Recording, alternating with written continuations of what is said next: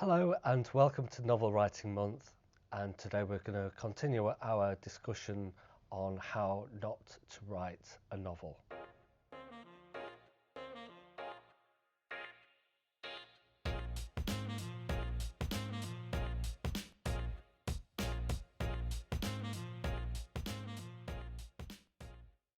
Pace. Yeah, and the power of description. There was an imbalance between describing what people were looking at, Yeah. and there was an imbalance of actually setting the scene. You know, oftentimes there was way too much, and then oftentimes there was just nowhere near enough. Right. I never really understood what that safe house looked like. Right. In fact, I couldn't even now tell you what that building looked like. It could have been a hobbit hole for all I knew. It was. Do you not remember? Do you not remember that turn of plot? No, I don't. It had a round green door, and it was bulletproof. It might as well have done. So again, more broadly, the plot.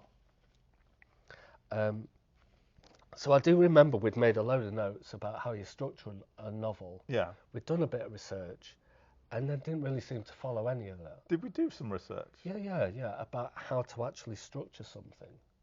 Right. So we very diligently made a whole load of notes, or I did. Did you? And then ignored all of them. I don't remember seeing those. So if you do go to the trouble of actually getting some structure and borrowing kind of best advice, actually follow it. Right. Because we didn't. Yeah, we began well. Yeah, the very best of intentions, yeah. Writing in partnership. So we came up with an author name, didn't we? Which again was one of the best ideas. Bryce Blastland. Bryce Blastland. Yeah. So it was a kind of a cross between, who's that horror writer?